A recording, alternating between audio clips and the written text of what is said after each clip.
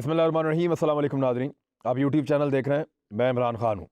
अभी गिलगित बल्तिस्तान का election sir पे खड़ा है और सबसे बड़ा सवाल ये है कि वहाँ पे इस मरतबा इंतखाबात कौन जीतेगा, सबसे मकबूल पॉलिटिकल पार्टी कौन सी है, सबसे मकबूल वहाँ पे लीडर कौन सा है, क्या वहाँ पे फ्री एंड फेयर इलेक्शन होगा और उसके नतीजे में किसकी हुकूमत बनेगी।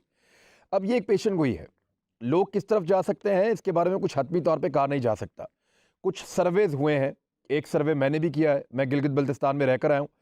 मैंने वहाँ पे पिछले दिनों टाइम गुजारा और कुछ जानने की कोशिश की, लोगों से भी मुलाकातें की और वहाँ जो है वो मुख्तलिफ दूर दराज से आने वाले लोगों से भी पूछा, सहाफ़ियों से रब्ता किया और बहुत सारे मेरे ऐसे जानने वाले हैं जिन्होंने अपने अपने इलाके के बारे में रिपोर्ट दी। क्योंकि गिलगित बल्तिस्तान को अगर आप पूरा घूमना चाहें तो आपको कम से कम 1 महीना चाहिए हर इलाके में जाने के लिए।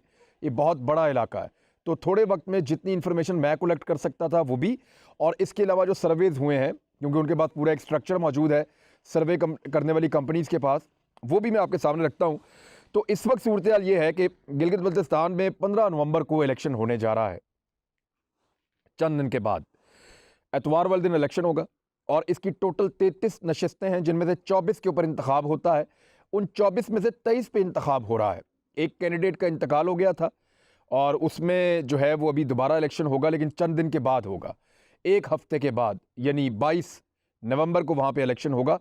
तो उसका इंतखाब बाद में है, 23 हलकों के ऊपर इंतखाब होगा और ये तीसरा इलेक्शन है गिलगित बल्तिस्तान में।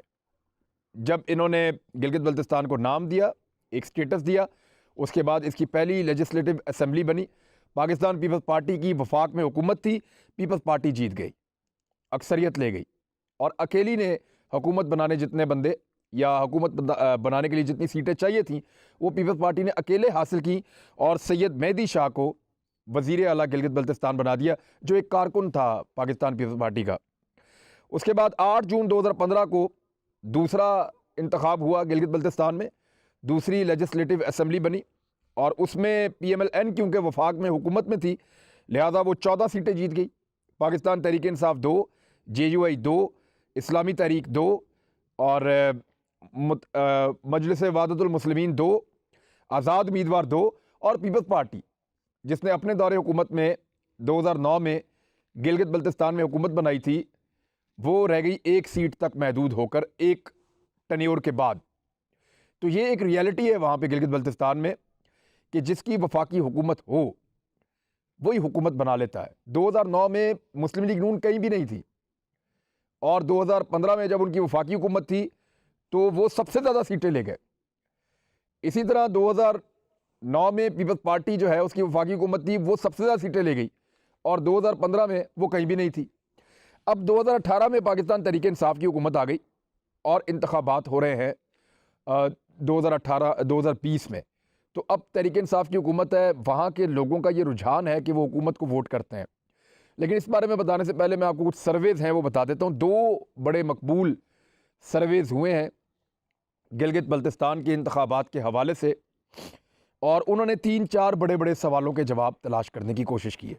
नंबर 1, किस पार्टी के जीतने के ज़्यादा इम्कानात हैं, कितने फ़ीसद लोग किस पार्टी को वोट डालना चाहते हैं, क्या ट्रेंड चल रहा है।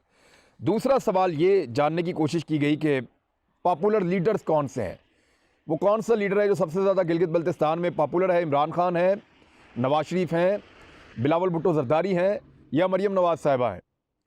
और एक और बड़ा सवाल ये है कि धांधली के इम्कानात कितने हैं गिलगित बल्तिस्तान में, यानी वहाँ के लोग क्या समझते हैं, कितने फ़ीसद लोग ये समझते हैं कि गिलगित बल्तिस्तान के इंतखाबात में धांधली होगी।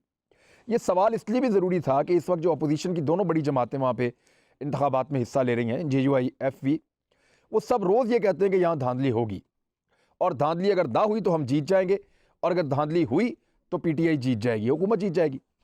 तो इसके ऊपर भी सर्वे करवाना ज़रूरी समझा इन दोनों कंपनीज़ ने। दोनों सर्वेस करवाने वाले जो ग्रुप हैं, गैलप सर्वे और पल्स कंसल्टेंट, दोनों ने ये करवाया है। अब मैं आपको इनका सर्वे बताता हूँ, फिर अपना सर्वे भी मैं आपको बताऊँगा। पाकिस्तान तहरीक इंसाफ, पहले आप देख लें कि गैलप सर्वे ऑफ पाकिस्तान क्या कह रहा है। गैलप पाकिस्तान ये कह रहा है कि पाकिस्तान तहरीक इंसाफ को 27% लोगों ने कहा कि वो उसको वोट डालेंगे। पीपल्स पार्टी के बारे में 24% लोगों ने कहा, नून लीग के बारे में 14% लोगों ने कहा, आज़ाद उम्मीदवारों के बारे में 12% लोगों ने कहा, और JUI यानी जमीयतुल उलमा इस्लाम फजलुर रहमान साहब के बारे में 4% लोगों ने कहा कि हम उनको वोट डालेंगे। अब आ जाए पल्स कंसल्टेंट, उनका सर्वे क्या कह रहा है। पाकिस्तान तहरीक इंसाफ के बारे में 35% लोगों की राय है कि इसको वोट डालेंगे हम।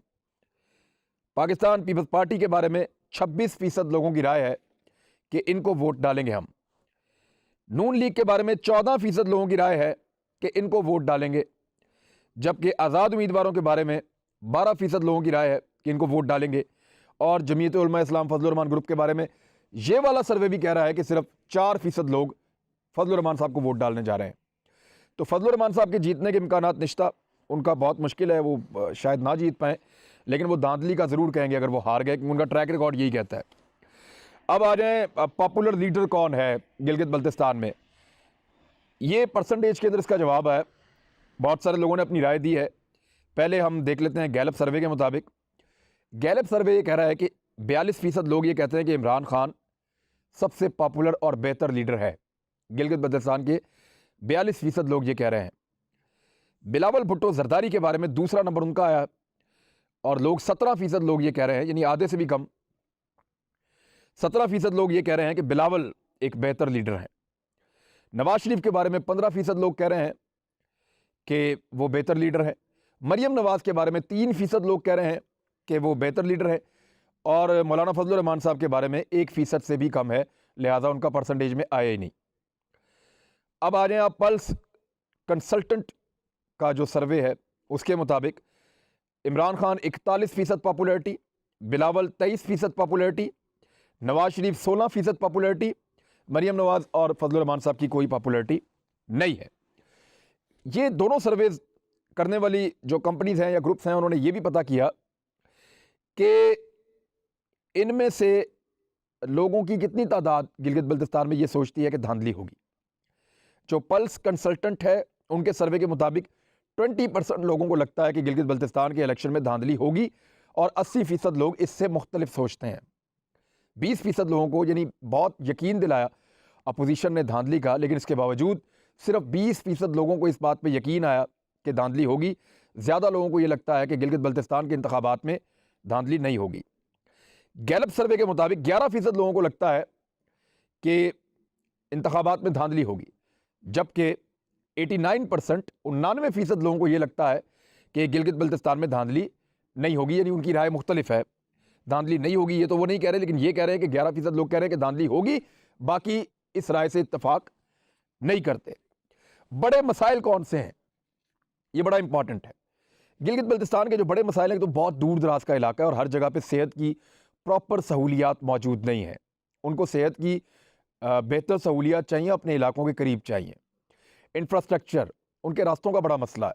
बहुत दूर दराज के इलाके, लोग ट्रेवल करते हैं, जीपें बहुत मुश्किल से आती हैं, पुल बाद औक़ात ख़राब होते हैं, तो ट्रेवलिंग के लिए उनको बेहतरीन रास्ते चाहिए। उनका इंफ्रास्ट्रक्चर का मसला है। तालीमी इदारों के अंदर मज़ीद तालीमी इदारे उनको चाहिए, हालांकि 98% उनका जो लिटरेसी रेट है, ख्वानदगी की शरह 98% है, वो बहुत अच्छी है, लेकिन फिर भी उनको बेरोज़गारी एक उनका बड़ा मसला है, क्योंकि वहाँ पे प्राइवेट जॉब्स नहीं है, कंपनीज़ काम नहीं करती, फैक्ट्रियाँ नहीं लगी हुई, तो उनका ज़्यादा भरोसा जो है वो इन्हिसार गवर्नमेंट के ऊपर होता है कि गवर्नमेंट की जॉब्स निकलें, उनमें वो अपने बच्चों को मुलाजमत दिलवाएं।